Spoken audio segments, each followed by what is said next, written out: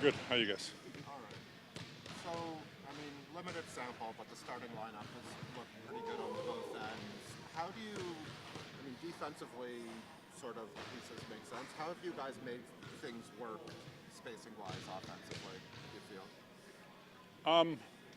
We got a lot of talented guys out there.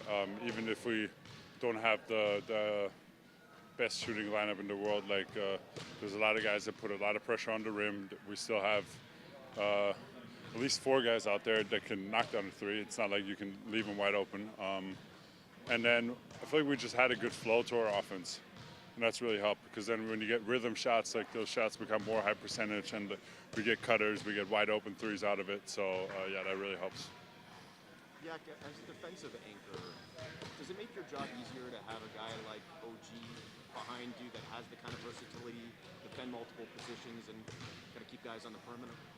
For sure, but not just OG. I think just the fact that everybody on our team is putting a lot of pressure on ball handlers. Like we're being very aggressive. We're helping off guys where they might not be used to. Like they get sped up a little bit. They can't take the rhythm shots that they want to. Like it makes my job a lot easier because then I can be more aggressive. I can try to make plays. I don't have to be as conservative as trying to play two at times. I don't want to get Pop mad at you in case you ever run into him again. But is it more fun playing that way, like playing the attack the ball handler as opposed to the drop and? I mean, it's different. For me personally, like.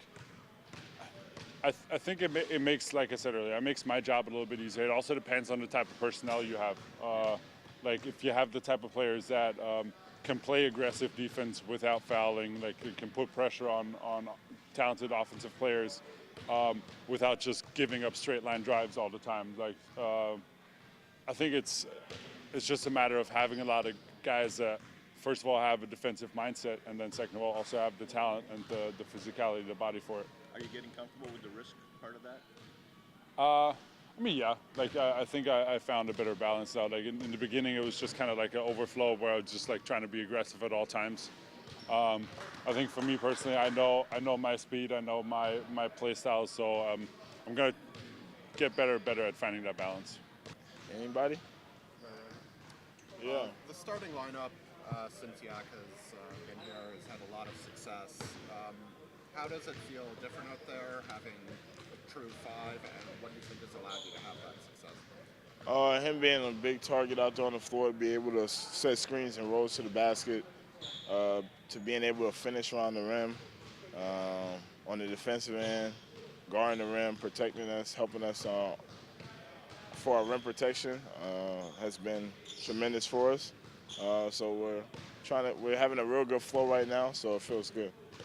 You appreciate a good passing game. What do you think of Yak's passing? Yak is a great passer to be at that size.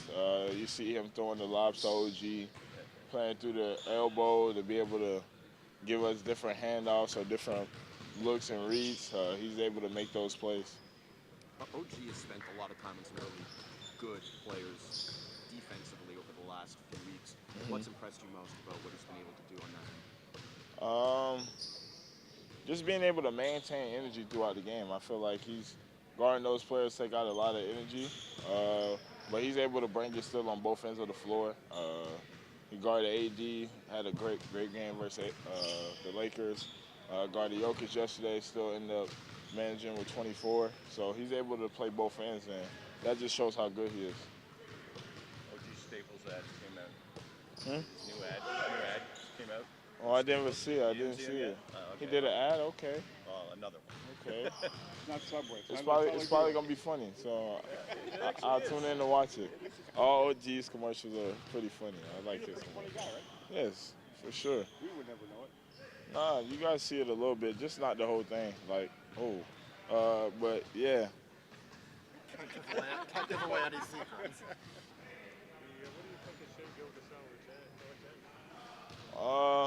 Someone that draws a lot of attention, be able to get to the basket. Someone that knows how to run their team, create for others, play off him. He does so many different things on the floor. You just got to try to make it tough for him by just finding something. I'm sure we're going to have a great game plan to just try to stop him from doing all the great things that he does. Someone that be able to score the mid-range, be able to get to the paint, draws, creates fouls. So we got to defend, keep the ball in front of us without fouling. Why do you think he gets fouled so much? He just knows how to create that space and contact, where as a defender, it's hard to just try to stay in front of him, so people foul him. Scottie, Yak aside, of course, he's been a big key in the starting lineup, but what's been the key to the connectivity of all five? Just trying to find the flow throughout the start off the game and start us on the defensive end. Just trying to get stops, being able to run, push the pace, just not trying to let the other teams get free and easy looks. So once we get that going, then our offense just starts to connect and flow through the defensive end. Go ahead. Go ahead, anyone. Okay. Testing. Testing. We saw one half of a pretty good Canadian duo last night in Murray. What does Gilgeous Alexander do that allows him to get to the free throw line so often and score in the paint so effectively? Well, the biggest thing is he's got incredible first step, incredible quickness, incredible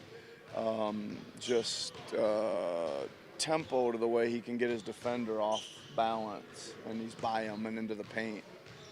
It's he's really he's just smooth and quick with that move, and it's he kind of can do it in a bunch of different ways, so that you can't really catch his rhythm on it. If there's a rhythm, and it's not just speed sometimes, right, and quickness. So that's it. He's hard to keep in front of anyone with the ball in his hands. Is it sort of that Tony Parker thing where you can shift gears, like there's so many gears you can shift through, or is it more sort of elusive skill? I mean, I think so. I mean, that's a good comparison. I think, I'm trying to think back, but Tony Parker seemed to me had a lot of, again, not shifting gears as much, but shiftiness, like, leaning, head and shoulders one way as the ball was coming to him and back the other way really quickly, or starting one way and moving quickly the other direction. And I think it's just the combination of quickness and start-stop in short space, really quick areas, and then he sees a little gap and he's through it, or he sees an angle and he's through it. Really plays angles really well. What impressed you about him as a sort of basketball thinker when you worked with him this summer?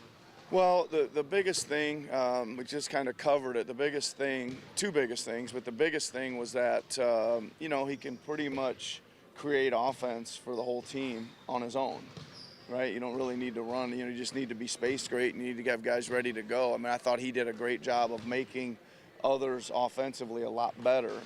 He throws really on time, on target passes to guys in catch and shoot three situations.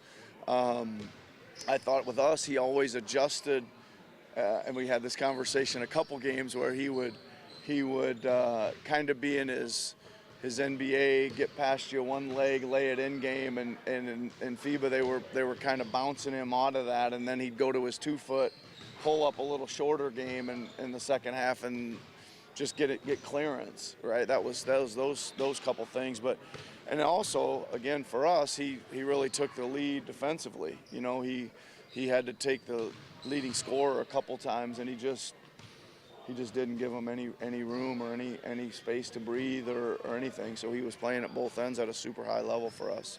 Last time you had, I think, you had OG on Jokic Yep. and Scottie on Murray. Yep. Is that because they play that two-man game? And what's it like for a coach to have two big defenders who can switch that kind of basket? Well, you're exactly right. That's why we do it.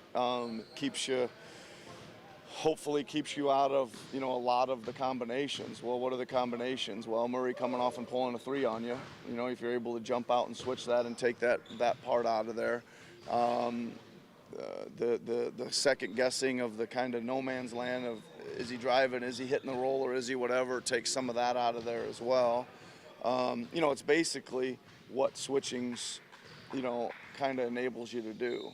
It enables you to keep the ball in front of you a little bit and let two guys play two guys. So you're not shifting lots of pieces around on the backside of your defense either. You also switch from 6'9" guy out to their center.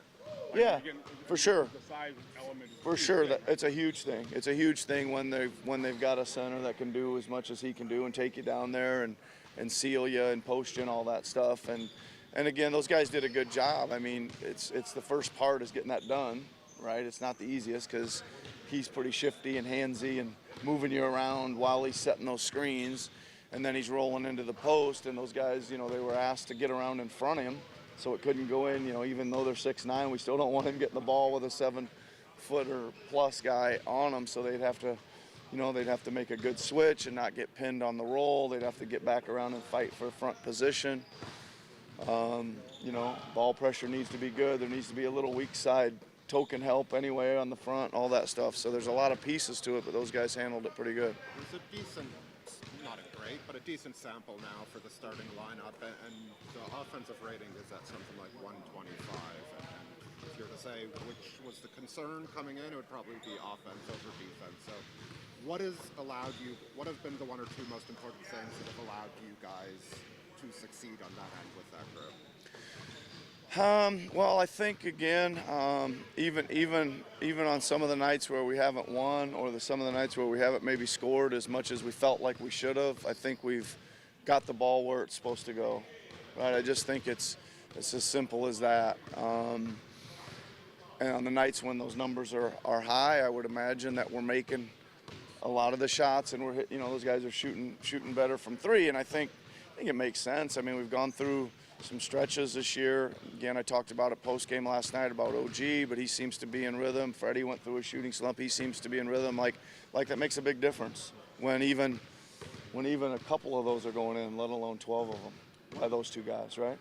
One of the things Big difference. OG talked about before the season as a goal for himself this year was NBA All-Defense, and obviously he's making a strong case for that, especially recently, but usually team success, record play a factor, and all that stuff at the end of the season. Do you feel like he's doing enough or has done enough where people can kind of I overlook sure some of do. those things? I sure do. And I don't historically know if all the great teams get all the best defensive players, right? I'd have to look at that.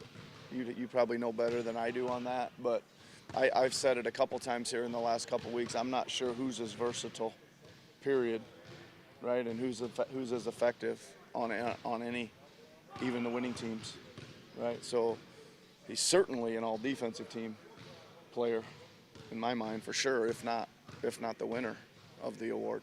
Do you think when he steals the ball, he does it in the context of strong defense? Like strong on the ball defense? Like some guys, steals can sometimes result in layups going the other way. Yeah, and I would say, he the one thing that he's got is a super. I think he's gauges that pretty good, Michael. Like, I think he's kind of sits there, he's doing his pressure, he's in his denial, and I think he thinks, you know what, if I spring out there one of these times, I'm going to get one, and I think he plays that, pretty good. It's not. I mean, you're right. It's not to say he's perfect at it, and he doesn't give up that back cut or put us in some 5-on-4 situations one time when he. But again, I think that. I mean, those pick six baskets are pretty crucial in games, man. When you can get a steal and go get a 1-on-0 layup, that hopefully it just isn't an automatic breakdown if he misses. That we can recover and try to get back in the play and at least keep it under control where it isn't like he lunges out and the guy just waltzes in and dunks it, right? And we give it right back. But I don't know. It's interesting. Again, it's a little bit high risk, high reward, but I think he's got a special feel for that, and we got to let him kind of feel his way through that.